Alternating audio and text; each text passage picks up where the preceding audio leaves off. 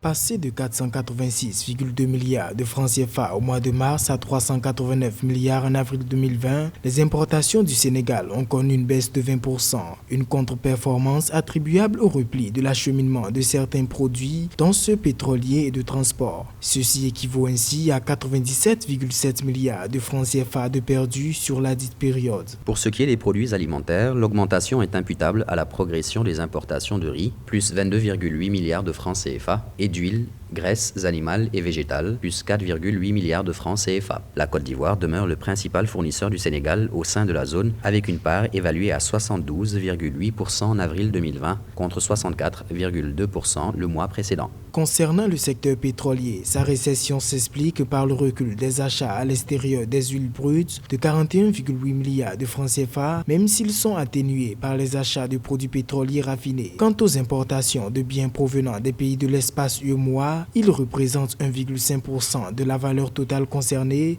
contre 1,7% au mois de mars 2020. La seule solution qu'a le Sénégal pour essayer de compenser ces pertes, c'est à travers les différents prêts qu'il obtient au niveau des institutions internationales. Ce n'est pas pour rien que ces dernières financent et prêtent de l'argent aux pays africains, parce qu'ils savent très bien qu'avec cette pandémie du coronavirus, il y a une baisse des rentrées fiscales qui n'est pas négligeable. Donc aujourd'hui, le Sénégal ne peut tenir qu'avec ces rentrées d'argent et aussi essayer de remettre un petit peu l'ouverture des frontières le plus rapidement possible pour que les activités au niveau portuaire et au niveau aéroportuaire puissent démarrer, ce qui est en cours en ce moment. Même si les importations semblent chuter, surtout en cette période marquée par la crise sanitaire à coronavirus, le Sénégal, qui affiche une croissance supérieure à 6% depuis 2014, devrait conserver cette dynamique dans les années à venir, marquant le démarrage de la production de pétrole et de gaz d'ici 2022.